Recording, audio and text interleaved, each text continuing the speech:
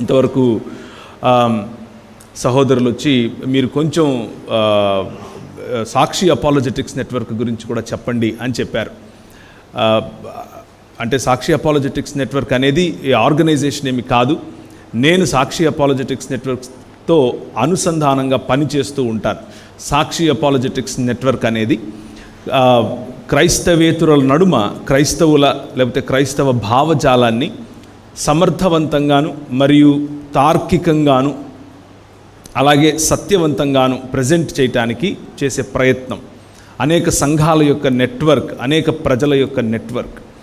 ఏ ఒకరో శ్రేయం పొందటం, ఏ ఒకరో గొప్పవారు అని చెప్పే ప్రయత్నం కాదు, కానీ సంఘము, సార్వత్రిక క్రైస్తవ సంఘం నేర్పించినటువంటి పాఠాలను తిరిగి సంఘము మరియు సమాజము లోకం ఎదుట వల్లెవేసేటటువంటి కార్యక్రమం, ఆ వల్లెవేసేటటువంటి ప్రయత్నం, ఆ వల్లెవేసేటటువంటి మీరు ప్రోత్సహించగా ముందుకెళ్ళేటటువంటి శిష్య బృందం, వారిని సాక్షి అపాలజెటిక్ నెట్వర్క్ అని పిలవచ్చు.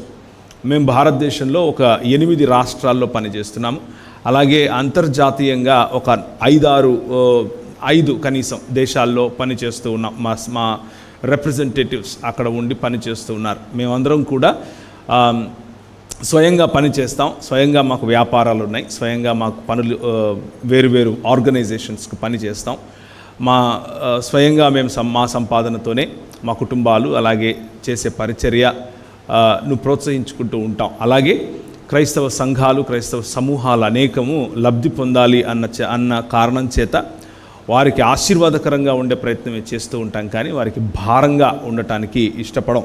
ఇది సాక్షి అపాలజెటిక్స్ నెట్వర్క్ గురించినటువంటి, మీరు పెద్దగా తెలుసుకోకపోయినా ఏమీ కాదు, కానీ సహోదరుడు చెప్పమన్నారు కాబట్టి నేను మీకు చెప్పాను.